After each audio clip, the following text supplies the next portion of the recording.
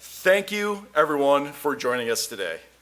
This expo started off as an idea and a suggestion 2 years ago.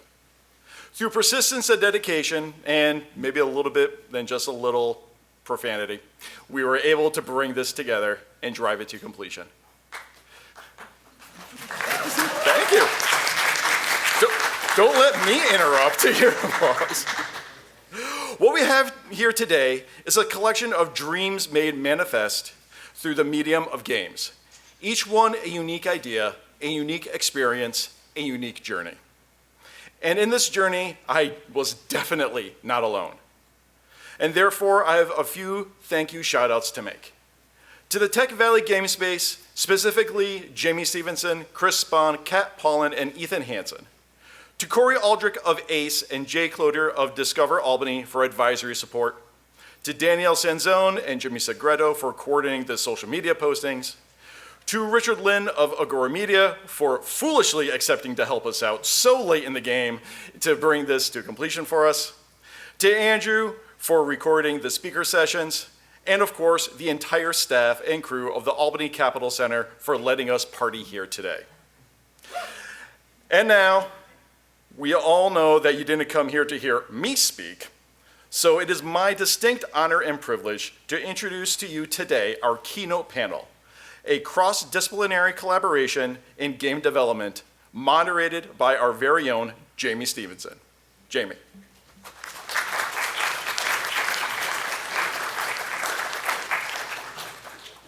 Thanks, Anthony. My name is Jamie Stevenson. As Anthony mentioned, I'm the co-founder and director of Tech Valley GameSpace. We're a nonprofit organization that supports independent game makers and aspiring creators in the Capital Region. And we work together to make game development more approachable for a wider variety of creators. So I'm really excited to be a part of this and to be the moderator for our keynote panel today, which is on the topic of cross-disciplinary collaboration in game development. So it's a bit of a mouthful, but we're gonna get into exactly what that means.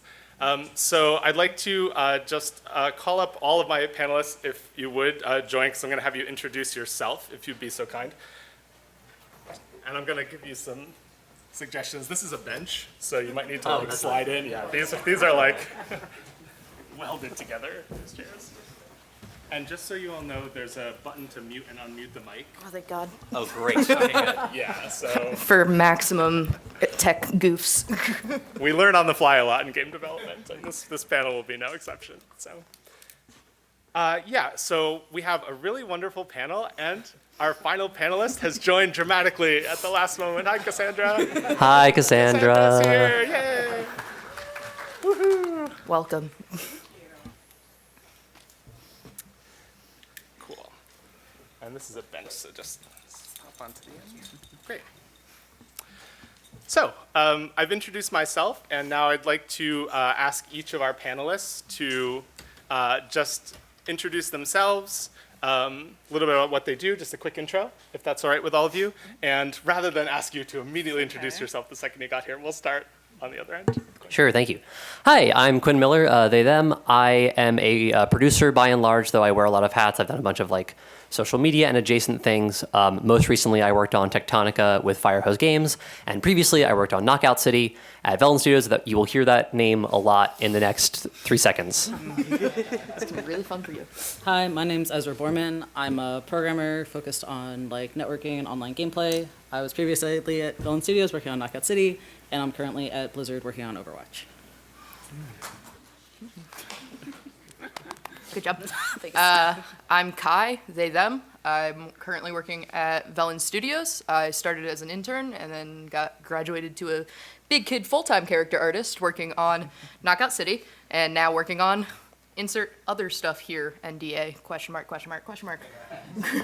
Hi, my name is Tess, she, her. I am a writer and programmer at Yurisoft, which actually has a table back there in the corner if you want to check us out. But I also wear a lot of different hats, you know, managing like schedules and, you know, financials and stuff. Yeah, we're currently working on a project called the Songbird Guild, and it's been a lot of fun. Hello, my name is Cassandra. I am a 3D environment artist. I got my bachelor's at Ringling College of Art and Design in Florida. I worked at Hi-Res, both on Smite and Paladins, also with prototyping efforts for that. Then I worked on the Wonder Prince game, the Wonderstorm game for the Dragon Prince in Los Angeles. And now I'm at Velan Studios, also working on Redacted TM. That's our favorite franchise. That's, a lot of studios work on that. So thank you all for those introductions, and I'm so excited that we have such a wonderful panel. And as I mentioned, our topic of discussion is cross-disciplinary collaboration. So our goal with this keynote panel was to put together some folks who have some great experience in a variety of the job roles that go into making a video game. Because creating a game typically is done by teams. There are some kind of polymathic individuals who kind of do it all, and they collaborate with themselves, I imagine. But a lot of times, the games that we play are the result of a team of multidisciplinary creators, all with incredible skills and talent in very specific areas, who all need to somehow work together, figure out ways how to communicate with each other effectively, and collaborate to create a cohesive creative work. So, I'm going to leave a lot of time for questions, but I have some of my own first. So I'd like to start with throwing a question out for anybody that wants to answer it. But I'm wondering if there's a project or a particular feature of a project that you worked on where you had to collaborate with somebody of another discipline than your own. And that feature wouldn't have been what it ended up being if it hadn't been for that collaboration. If any kind of examples spring to mind, other than every feature in every game you've ever worked on, which is a valid answer. I was going to say, well, my job is coordinating those people of various disciplines, so I'll probably pass that one off to someone. Well, for me, the big thing that comes to mind is when I'm doing programming or, I'm kind of working with other programmers as a producer, we're kind of trying to talk with our artists as well about what's feasible, programmatically versus, what should just be, drawn out as separate assets, stuff like, we can recolor that in the game, and then we can kind of, color it to whatever, whatever you want. And so I think for us, what we've usually done is the artists have kind of drawn up whatever they want, and then us on the programming side have been more talked about potential implementation, and then been okay, these are the specific PNGs that we would need to implement it this way. And that's kind of been how our back and forth has worked. Yeah, for environment art, it's one of those really tricky broad skill sets. So environment art is tech with art. I mean, most art disciplines, I would say, in games is tech plus art with that. But environment art, I think, is really, really, really much in that broader category, because I need to talk to designers, level designers, combat designers, VFX people, pretty much everyone, characters, etc., to make sure that the environment is not only playable, but looking good, and making sure that the characters are at the forefront and all of the game design elements are really speaking forward. So pickup, stuff like that. If it's a racing game, making sure that there's no weird collision, etc., etc. So it's constantly talking to a lot of different teams.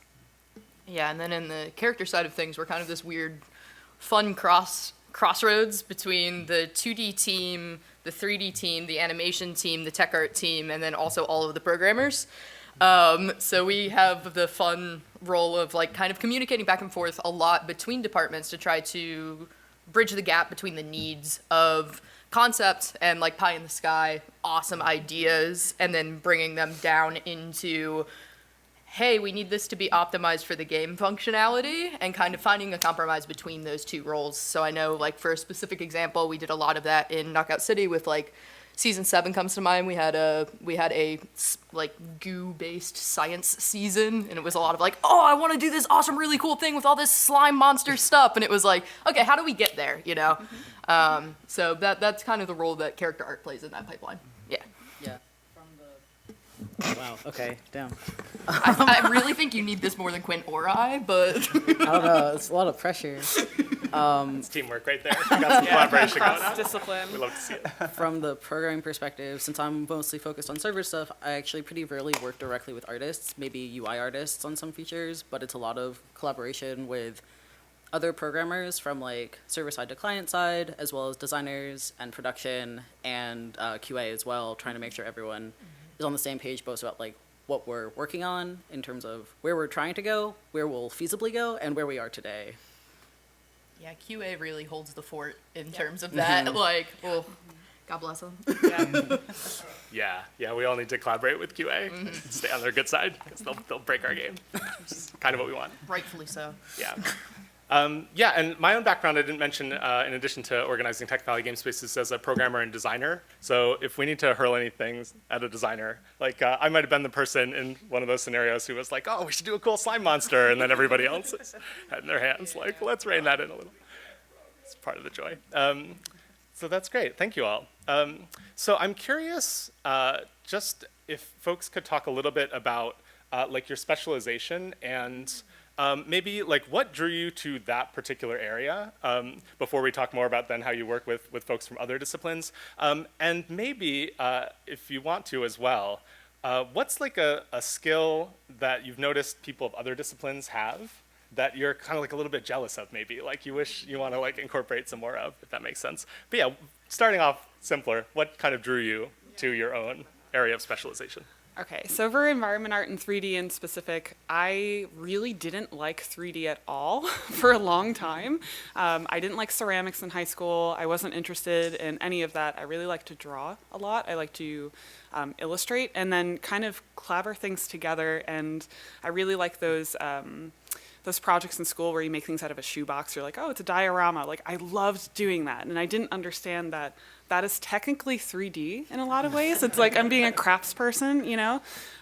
So that drew me into wanting to do something in environment. I originally was also going for animation. Then I decided I really want to do games. And I fell into the 3D environment pipeline for school where I went to college. And it just worked out. I ended up really liking it because I can do so many different things. I'm kind of like a jack of all trades within that, and I'm highly creative and doing a lot of different things at once, but my specialty is in stylized art. So my specialty in that way is very fun, it's dramatic. If it feels good, it is good kind of a thing, like it looks cool, then that's awesome, you know, being able to do that. I forgot the rest of the question, but.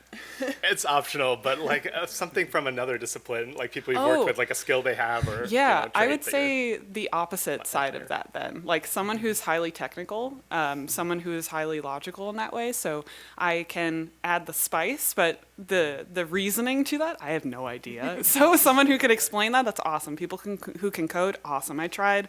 I'm not that type of person, so I very much envy that. So for me with writing, I've always loved reading books for my entire life, and so originally my plan was to try to become an author, but I wasn't really sure how that career path would look, and so somebody someday was like, well, you should come to the video game industry where you can get, you know, a full-time secure job. That seems really reliable, yeah. As a writer. Super reliable. And so it turned out to be a bit more complicated than that as far as, you know, the whole just get a full-time job at a company goes. But the more that I got into writing for video games, the more that I really liked how sort of the extra interactive element kind of, you know, personalizes it a bit. And can really give you that feeling of sort of like, you know, consequences for action, which is like a really, you know, deep level of immersion that I like about, you know, this medium. So it ended up working out really well in the end. But yeah, as far as, yeah, and I actually kind of learned programming so that I could, like, you know, just make my little, you know, short interactive stories and stuff. As far as skills that I kind of, you know, other skills that I kind of wish I had, I've always wished that I was better at, like, you know, 2D illustration and animation, because I've always wanted the ability to, like, draw the characters that I write or like draw concept art for the worlds that I write stories about. But it's always been something, I think, because I am a bit more, technical minded even in the way that I approach writing. I think like, programming made sense to me, but then I've kind of struggled with the more like, artistic side of things. Yeah, for me, coming into the character art field was kind of a fight against the inevitable for my path. I've drawn characters all of my life. I've always been very interested in just drawing and creating characters from scratch and playing Dungeons and Dragons and creating characters from scratch for that and everything like that. And then when I went to school, I really wanted a job. So.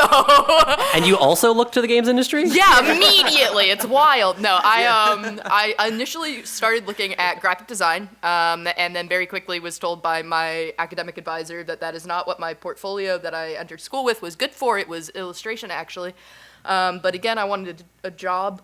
So I decided to focus in on going into, my undergrad specialization was actually cinematic animation.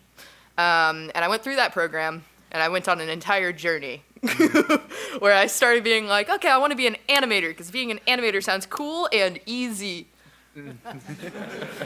No. And it was really fun, but then it was like, oh, you need to use reference video and do things meticulously and spline keys and clean stuff up and and I went, I don't want to do that. So then I was like, what if I'm an environment artist? Because all of the teachers say environment art is where the jobs are. And I did that for a while, and I realized I wasn't wasn't a fan of that. The secret is, everyone says do this thing because it's easy to get a job in. Nothing is going to be easy to get a job in if you don't enjoy doing it. Right, yeah. So at the end of my bachelor's program, 3 months before the end of it, I went, what if I modeled a character? Whee! And I really liked it, and it looks so bad now. It's so fun to look at. It looks so bad, but I really liked it. So 2 months before college ended, I realized what I actually wanted to do with my life, and then I went into a master's program and did only that for 12 months straight. I made 13 characters in 12 months, really enjoyed it, then got an internship in it, so it worked out for me. Things I would really like to be able to do that aren't in my specialty, though, that I think would really help me out is just not even necessarily programming, but just understanding the logistics of programming, because you'll be very shocked very quickly how much of that is very important when you're making stuff in a game engine. Let's see. I got started, I wanted to be in games for a long time. I thought it was a really interesting, media for storytelling. And it was sort of interesting throughout college. I was interested in games, but I also studied security as well. And I found, low-level tech stuff really fascinating. So pretty much every year I'd flip-flop between, oh man, I'm going to go into games. It's like, oh no, I'm going to go into security. And I kind of landed on the coin toss my senior year with games, which I've been really happy with. But that was sort of what got me into the online and networking space, because it's a really, it can be very low level, looking into packets, understanding problems, at that, deeper level, and the problems can be really interesting. And I'm terrible with 3D space and spatialization, so physics and math and gameplay was always a huge struggle for me. So the online space was a lot more approachable to me, which I know some people don't see as the case. But otherwise, I'm always really envious of producers and them being able to talk to people and ask questions I don't want to ask. And that's always been something I envy a lot on my team. Hi. That's what I do. Production is kind of funny to me because no one ever told me hey, you could be a producer, despite the fact that I definitely had a bit of a bent towards organizing a lot of the time. My undergrad degree was in game development, but while there was a specialization in management, I never considered it. It was definitely more businessy. No one suggested it to me. I was looking at originally CS, which was a huge mistake for me, and then art, which was less of a mistake and a thing I very much enjoy. But I reached the end of my degree and I still had really no idea what. I knew I liked making games. I knew that I could make games, and I had no clue what within games was actually reasonable for me to do. I had like some graphic design experience, but not enough to be a UI artist. And like I had programmed before, but determined I did not want to be employed in programming. I had technically animated, but like my walk cycle was terrible, and so was everything else. It's like there was no single thing that I had done where it was like, oh, actually, I absolutely have the depth in this to make this a career. And I kind of accidentally ended up in a position where I was doing. I was hired for a short-term QA position after having had a different short-term QA position. This was at Velan, and we reached the point where there was no longer a need for testing on the prototype that we were working on, but there still was absolutely a need for organization, and I had already kind of been moving in that direction, and it was only then I realized, like, oh, actually, producing makes a great deal of sense for me specifically, and it just so happens that we have a studio head who's, like, producing this, but there's no one who's actually, like, a producer and job title, so strictly speaking, I was the first person at Velan who had a, like, producer job title, if not, the person doing all the production to start. So I had a very, very like roundabout way of making my way to producer, and it was multiple years after having finished a degree in game development and not really knowing what I was doing. For skills from other areas, kind of all the above. Like I spent enough time around any given creative person or like creative discipline, and I tend to want to do that thing, and I've kind of dabbled in almost every area of game development one way or another. So I would love to learn more about like audio pipelines, and I would love to, while not maybe explicitly program things, like understand what my engineers do better. I would love to learn more about environment art. I want to make materials now. I don't know if I ever told you that, Cassandra. Cassandra's one of my environment artists while I was at Velan. I was like, materials they're so cool. Substance designer looks awesome. I have They're no so idea hard what to to do. It's so difficult. That's one of those things where I'm like, wow, I sure would love to understand the logistics of programming because materials sure do require that, huh? So materials, just for if anyone doesn't know, material is the like the display of a texture or the type of texture material read that's on there. So you could do a lot of different things within there. There's specific people that are fully just material artists that as a specialization. My favorite- I'm not one of them. It's very difficult. My favorite example of this is a guy that used to go to school with me who became specialized in making sand and only sand for Star Wars games, and that's it. No. Yes. They really let their That's sand there. That's incredible. I missed out on becoming a sand specialist. I didn't even know. Yeah, this was sorry. It's all right. So that brought up a couple of things to mind for me that I thought would be interesting to talk about.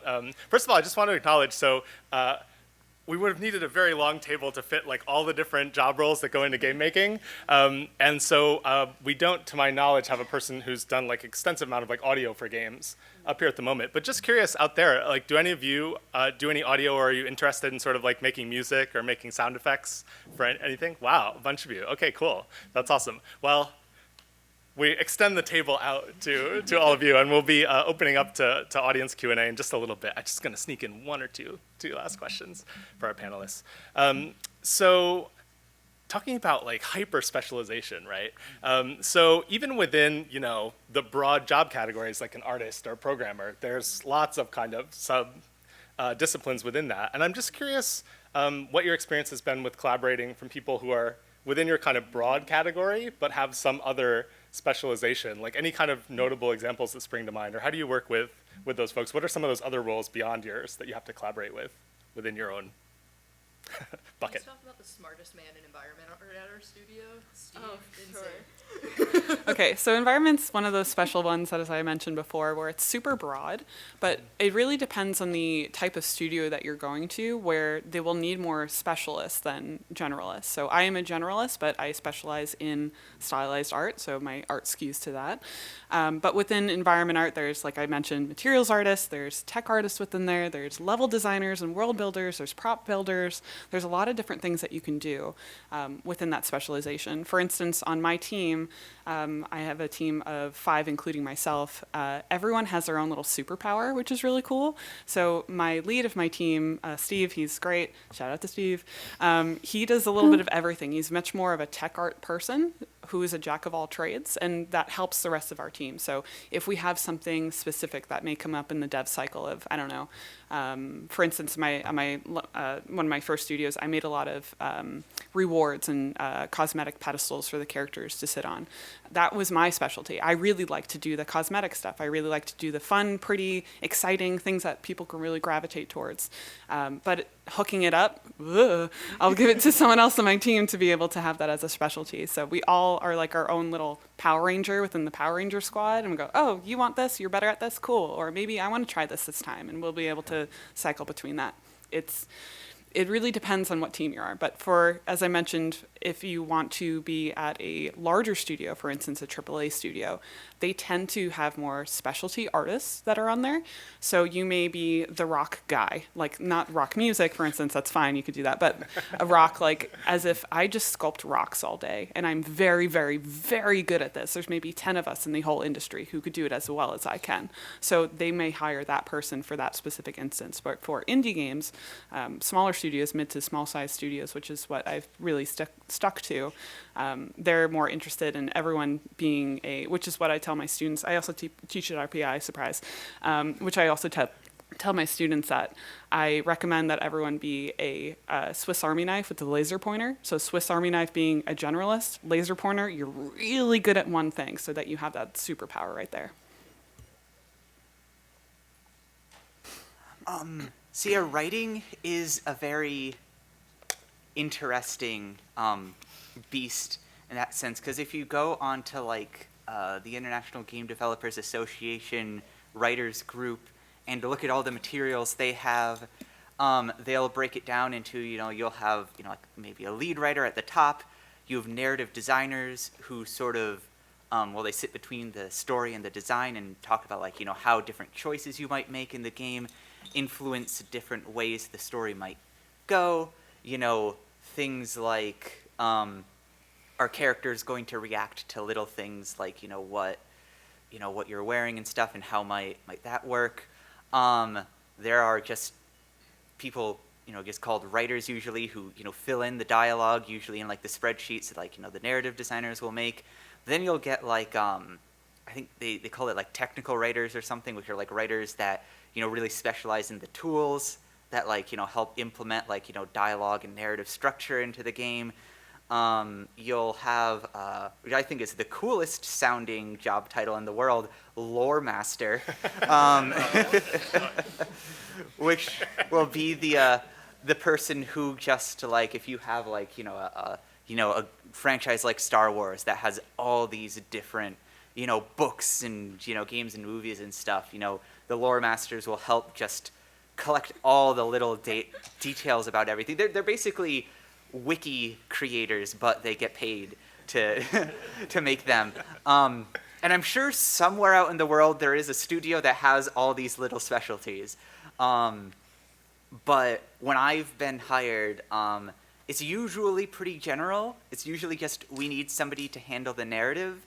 And there's usually, maybe a couple of people on it, and it's kind of left to us to decide like who wants to tackle different aspects of it.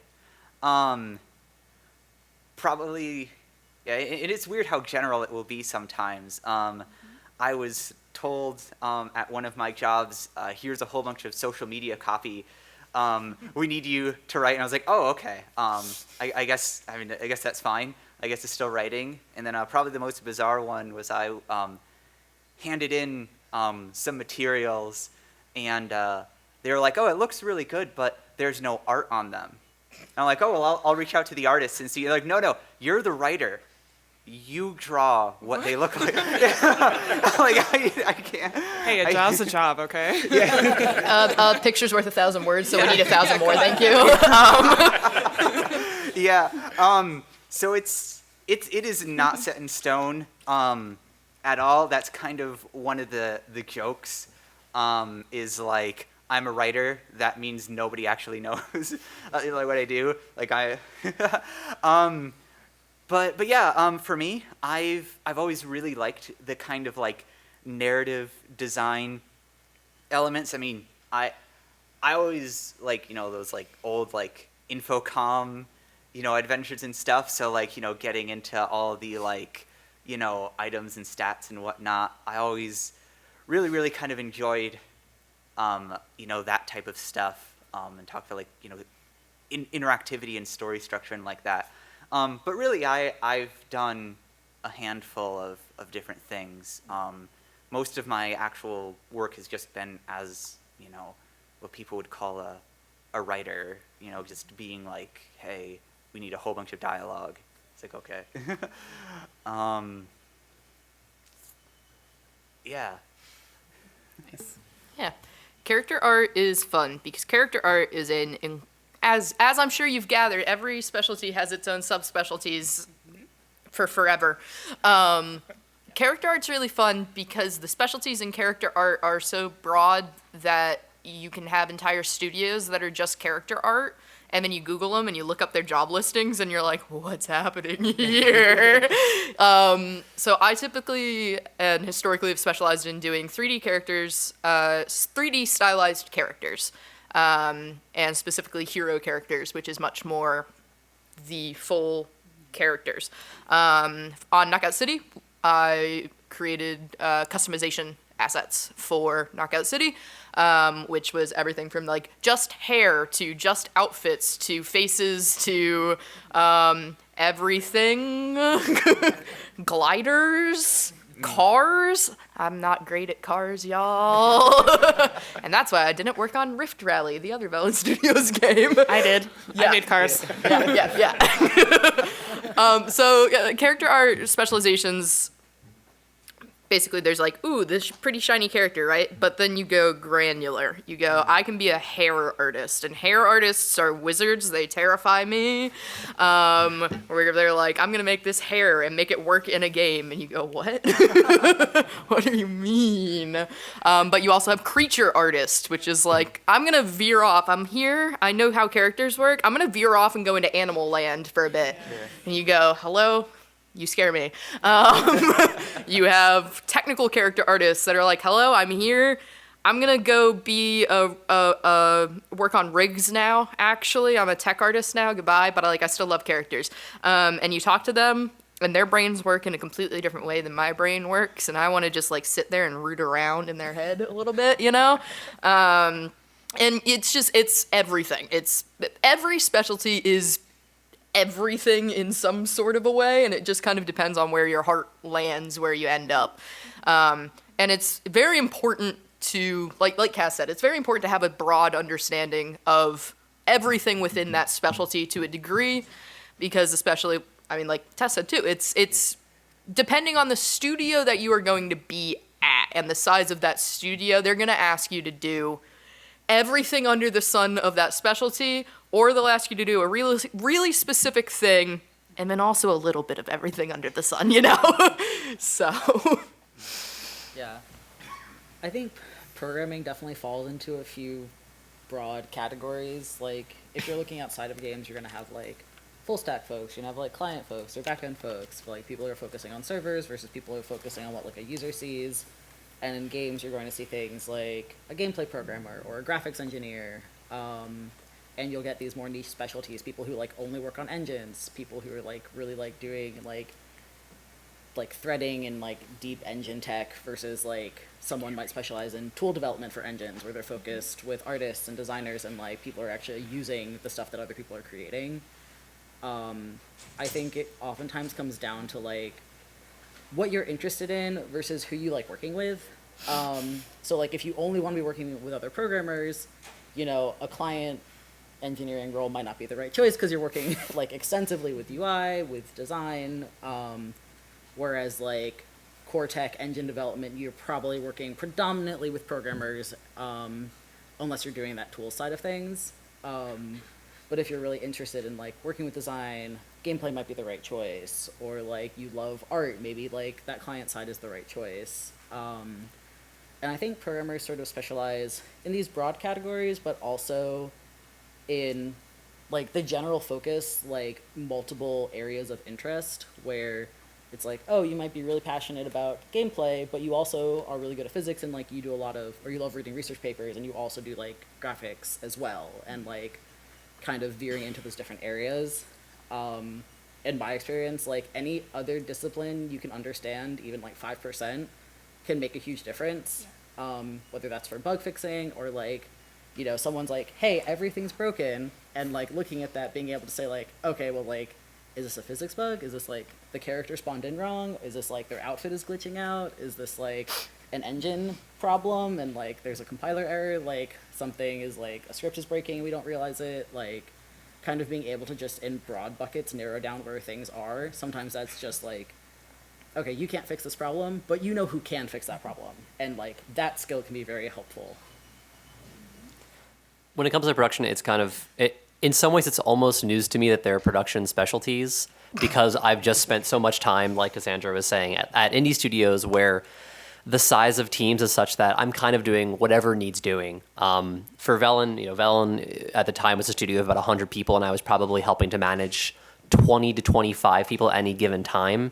And then Firehose is a studio of about 20 people, and I was the only producer there, so I was doing everything.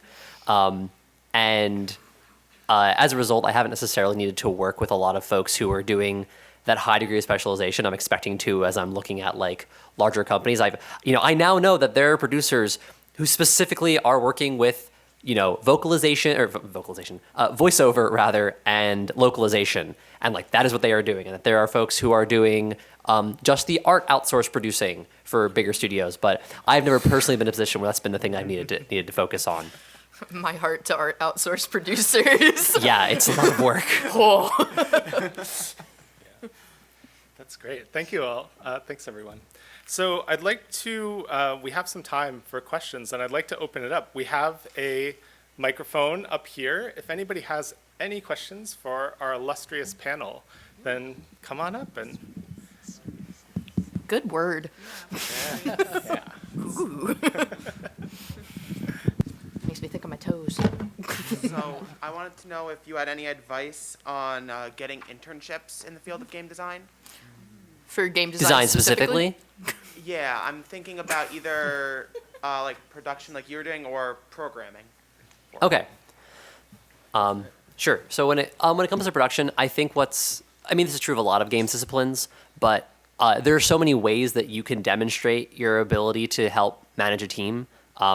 Like prior to my time actually doing games production stuff at Velan, in addition to the games projects I was helping to manage like as a student, I was involved with my theater club and my a cappella group, and I was helping us, figure out our shows or take care of the membership or whatever.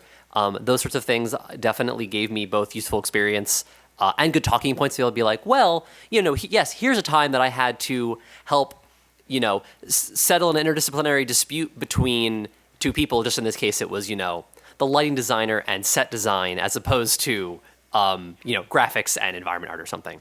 So certainly seeking out those opportunities that do exist. And if making games and finding a team to manage is an option, like that's great. But if it's not the end of the world. There are definitely other ways to do that.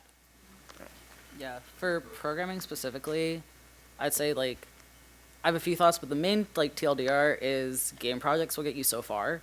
Like finding something you're interested in, working on it on your own. It doesn't need to be portfolio ready. It doesn't need to be something you show off in an interview. It doesn't need to be something you like link on your resume, but just having that knowledge, something you can talk to, like having that experience of like solving problems, talking through problems, and like demonstrating that interest, I think gets you really far. For programming internships specifically, I feel like there's like two sides to that coin, which is getting an interview and then getting through the interview. And those are different skills too, where like, getting that interview will be like, look at all these things I've done. Look at all this stuff I'm interested in. Like, I'm an awesome person. Like, you probably want to talk to me. And then the actual interview will be like, okay, like, where are your strengths and weaknesses? Like, for me personally, I'm terrible at algorithms, and I hate tech tests.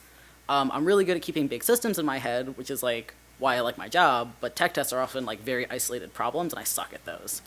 And so like trying to understand like, okay, if I'm interviewing or I'm looking for interviews, like this is what I need to focus on. I know this is what I'm gonna like have to be putting like work in ahead of time.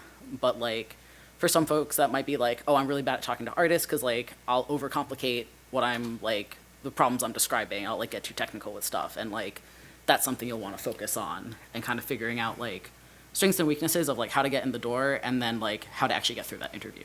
My favorite question when I'm on interview panels for programmers is to ask them to explain something technical to me because I'm an artist and I don't understand it, and then judging how they do. Because if they do a good job of explaining it to me and I understand it at the end, that's awesome.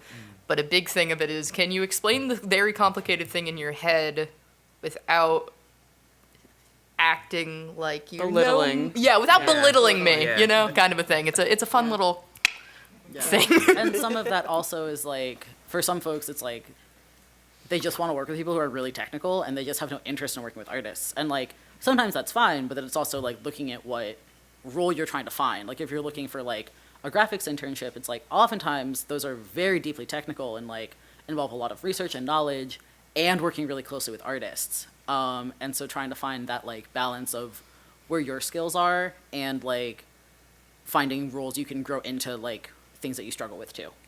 You said game design too is something you're interested in? Yeah, I'm in a game design class at UAlbany. So. Okay.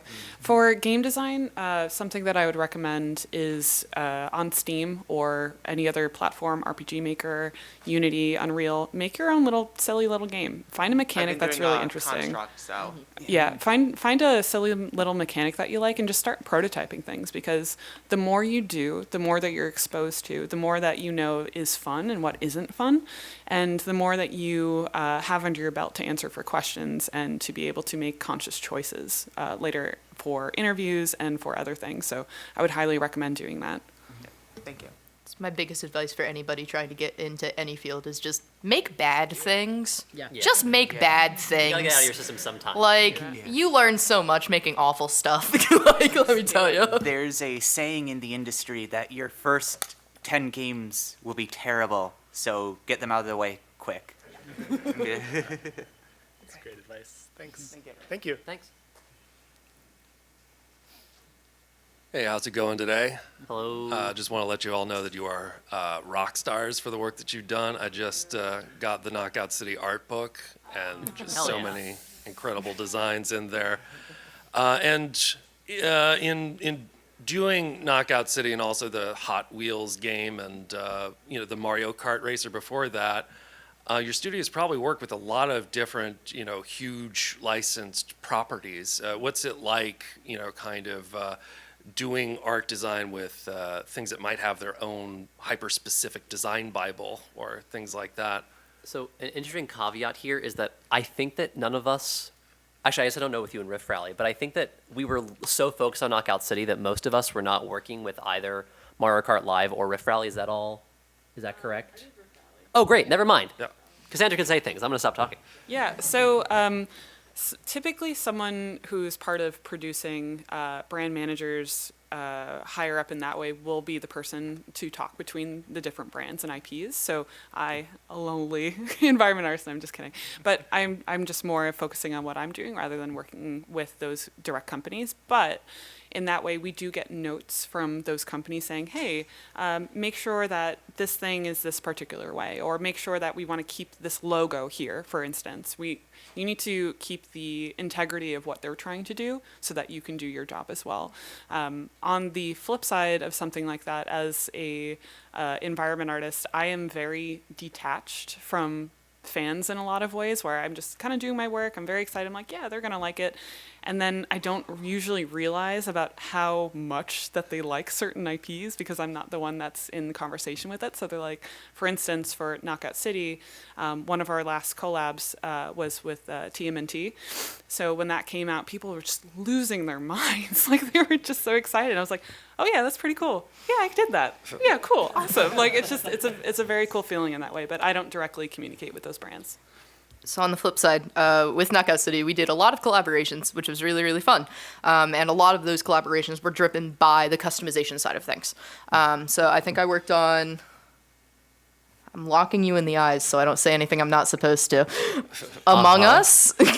Okay, yes, there were Among Us assets in Yeah, Knockout City. I yes. made Among Us. Yes, Yeah, the I did. entirety I of made Among that. Us. Yeah, me, Yep. all by my own. No, the little guy. I made the little The guy. crewmate. The yeah, crewmate that for guy. the hat one? Yeah, well, I made the hat one, and then I didn't make the hat one. I made the actual guy in the animation. Oh, Yeah. there was an animation in the game where Yeah. you would if you lost the match, hatch would open up, an imposter would well, you wouldn't know it was an imposter, obviously. It would stop, it'd hit there, like, He'd pop jump up open, and he'd shoot a spit bomb ball out of his mouth. And, Yeah, and he'd not fall over. Yeah, and then I did TMNT, Teenage Mutant Ninja Turtles twice. And I think there was another one. I don't remember. It's been a while. That's wild. But yeah, so there was a lot of back and forth, essentially, with those assets to make sure that we were doing justice to the IP holder and also our game at the same time. And that kind of became a big part of the conversation, and I think that's an important thing to have as a conversation when you are working cross IP with your own IP, is how do you bridge the gap between what that IP holds dear and what your IP holds dear, and don't compromise that. And that's where your lovely producers who have big, powerful conversations are really important. And your tiny little artist sits there and go, what about this concept? Yeah, just planning early, planning things in general, and then sending them off and having those discussions and not being afraid to have those discussions is important. Yeah. Thanks for the Cool, question. yeah. I also did some work on that season. I was the voice of Ratfink, and Nice. Okay, yeah. Fan favorite. Yes. I People would love have just Rat missed Finks. you. I was doing the VO things for Knockout City and for the Deep Space Dispatches, which was kind of like an audio diary. Yeah. Just before that. Yeah. Yeah, Ratfink was fun. I worked on Goober. That was my pet He's- project baby child for that season. if I had to choose a second favorite outside of myself, it'd be Thank you. Cooper. He's great. He's bubbly, and the aforementioned slime monster that I was talking about, for context for everybody. Also a jazz musician with Yes. an album you can now Very multi-talented. find Yes. on Spotify. Yes, Yeah. yes. Well, thank you for your contributions as well. Thank you. Thank you. Just for a heads up for anyone who wants to play Knockout City, the servers are shut down, but you can play a private server on there. We, as a whole studio, we did release it so that the public can play it. So please play it, enjoy it. It's still there for you. If pretty you cool. have the PC, you can play it. It's fun. Yeah, it's really cool that it's living on. It was awesome. Yeah. That stuff. So I just want to know, and I'm keeping an eye on Anthony is going to give me the signal because we're about 10 minutes of noon. We're going to leave a little buffer to between this and the next thing. So maybe one more, do you think? Or 5 minutes max. okay, so or maybe one, or we'll keep it kind of quick. And then I don't want to speak for any of the panelists, but if other folks who have questions, maybe we can chat afterwards, just a little more informally, so you'll get a chance to still ask. But yeah. Hi, so I've always wanted to be in the game industry in any capacity.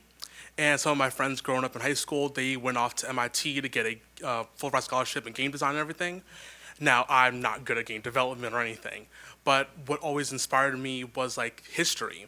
And loving to play Assassin's Creed, I ended up going to college to get a history degree.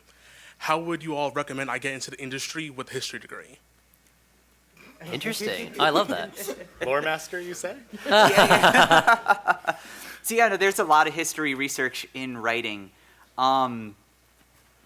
Writing is also one of the more difficult ones to get into. Earlier there was a question about getting programming and design internships, and I'm really glad that I didn't have to answer that question about writing, because I don't know if writing internships actually really exist yet. But yeah, I would suggest, it's come up a lot, but there's a program called Twine, or there's another program called Construct, which is more visual. Twine is more sort of story focused. But yeah, just kind of make some, I would suggest just, make some fun little things and use your history knowledge to do that. I would say also, think about what it is that really drew you to history. It's if it was from Assassin's Creed and you love the architecture, maybe environment art would be something you become passionate about, or finding what that, what aspect of that you love, and which discipline you might find more things in. Because maybe you're not a writer, but history can still be a very relevant thing depending on how it drives you. I think the most powerful game devs, in my opinion, I have a whole soapbox speech about this, but the most powerful game devs, in my opinion, are game devs who are interested in things that aren't just games.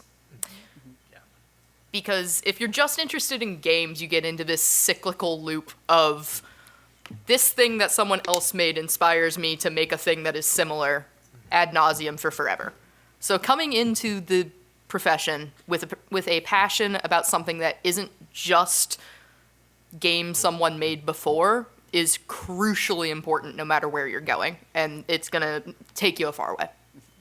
In terms of specific roles, a lot of folks get their start in QA. That is kind of like I think a not uncommon story. And it varies widely by studio because for some folks it's like, here are the testers. They are in their own silo and we're not going to talk to them, which is terrible and people shouldn't do that.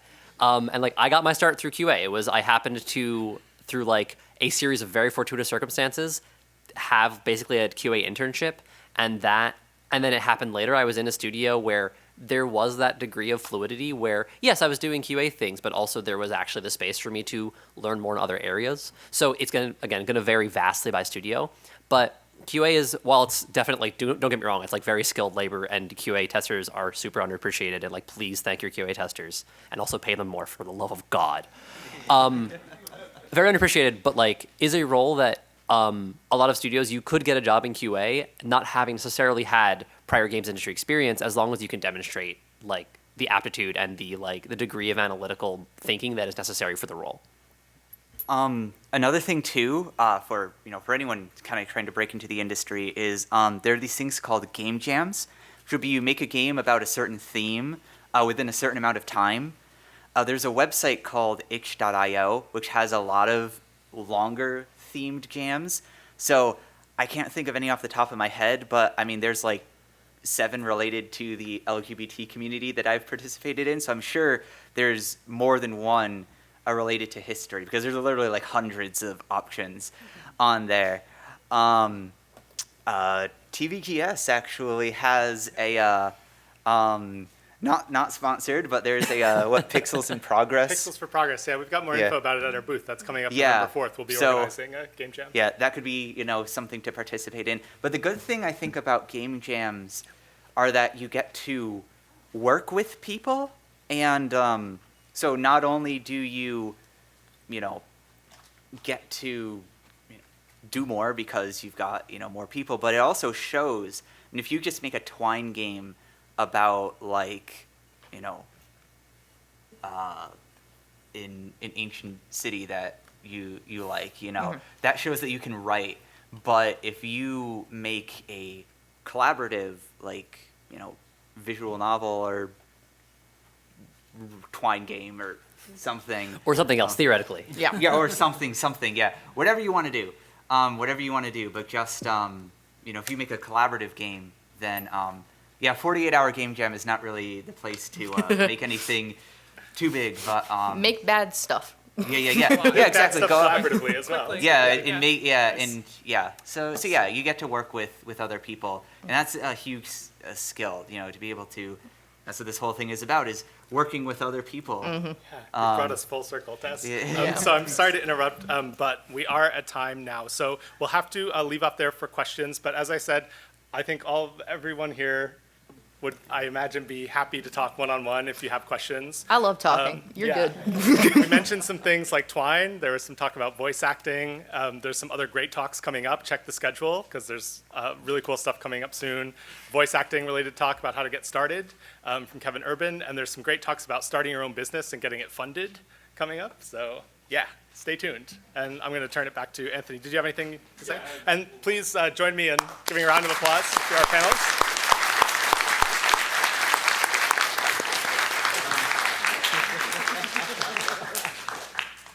All right, sorry, I gotta get through some housekeeping stuff. I'll promise I'll keep this quick. So you're currently in meeting room 2A. This is where all the panels and presentations will be held. Special note on Twine, there will be a talk about Twine at 2:30 in this room. To the left is the concessions provided by Mazone Hospitality. To my right is a quiet room if you need to take a little break from things. Exhibitors are going to be all in the main hall. I'm sure you walked past many of them coming in here. All emergency exits are noted with red and green signs all over the place. And with that, let 1UpState begin.